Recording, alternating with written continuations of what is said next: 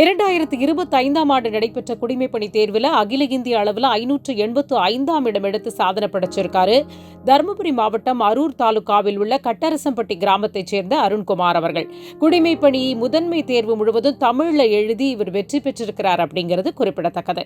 அருண்குமார் தனது ஆரம்ப பள்ளி படிப்பை கட்டரசம்பட்டியில் உள்ள ஊராட்சி ஒன்றிய தொடக்கப் பள்ளியிலும், உயர்நிலை பள்ளி படிப்பை தீர்த்தமலையில் உள்ள அரசு மேல்நிலைப் பள்ளியிலும் படிச்சிருக்காரு. தனது மேல்நிலை பள்ளி படிப்பை அரூரில் உள்ள அன்னை மெட்ரிகுலேஷன் மேல்நிலைப் பள்ளியில் படிச்சு முடிச்சிருக்காரு. தனது பொறியியல் பட்டப்படிப்பை வானூர்தி பொறியியலில் சென்னை அண்ணா பல்கலைக்கழகத்தின் மெட்ராஸ் தொழில்நுட்ப கழகத்திலிருந்து படிச்சு முடிச்சிருக்காரு. சிறிது காலம் தனியார் நிறுவனத்தில் பணிபுரிஞ்சிட்டு அரசு தேர்வை எழுத முடிவு செய்து 2018ஆம் ஆண்டிலிருந்து குடிமைப்பணி தேர்வை இவர் எழுதிட்டு வராரு. 2024ஆம் ஆண்டு நடைபெற்ற மத்திய ஆயுத காவல் படை தேர்வில் 302வது இடம் பிடித்து சாதனை படைச்சிருக்காரு. தற்போது தமிழ்நாடு சீஃப் மினிஸ்டர் ஃபெலோஷிப் புரோகிராம்ல பணிபுரிஞ்சிட்டு வராரு.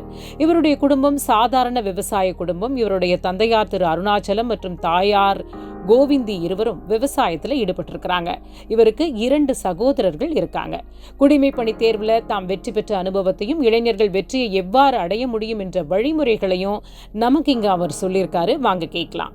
வணக்கம் அருண்குமார். கீதாசாமி பப்ளிஷர்ஸ் யூடியூப் சேனல் சார்பா உங்களுக்கு வாழ்த்துக்கள். என் பேர் அருண்குமார்.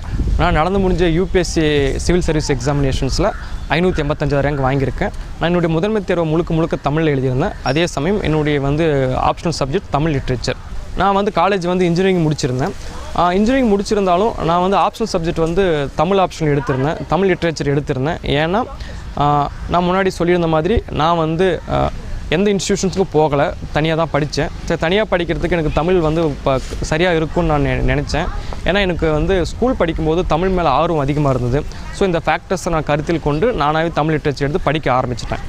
தமிழ் லிட்ரேச்சர் படிக்கும்போது நான் முன்னாடியே சொல்லியிருந்த மாதிரி இது என்னுடைய 3வது இன்டர்வியூ. இந்த புண்ணா சர்வீஸ் வாங்கினது. முதல் 2 இன்டர்வியூ இப்போ இருக்கும்போது தனியாக படிச்சுட்டு இருக்கும்போது புக்ஸ் நானாக வாங்கி படிச்சிருந்தேன். ஆனால் டெஸ்ட் சீரிஸ்க்கு மட்டும் நான் ப்ரைவேட் இன்ஸ்டியூஷன்ஸில் என்ரோல் பண்ணி டெஸ்ட் சீரிஸ் போட்டிருந்தேன். டெஸ்ட் சீரிஸ் மூலமாக எனக்கு எந்த சப்ஜெக்ட்ஸில் எந்த டாபிக்ஸில் நம்ம இன்னும் இம்ப்ரூவ் பண்ண வேண்டியது இருக்குது, இன்னும் நம்ம கருத்து சரிவு எப்படி சரிவாக எழுதணும், அப்போ எழுத்து பயிற்சி இன்னும் எவ்வளோ மேம்படுத்தணும் அப்படின்னு சொல்லிட்டு எனக்கு பயிற்சி கொடுத்தாங்க. அது எனக்கு பயனுள்ளதாக இருந்தது. வீடியோ உங்களுக்கு பிடிச்சிருந்தா லைக் பண்ணுங்க, ஷேர் பண்ணுங்க, சப்ஸ்கிரைப் பண்ணுங்க, கமெண்ட் பண்ணுங்க, பெல் ஐக்கன் பிரஸ் பண்ண மறந்து போயிடாதீங்க. அப்பதான் நாங்கள் போஸ்ட் பண்ற வீடியோவோட நோட்டிஃபிகேஷன் உங்களுக்கு வரும்.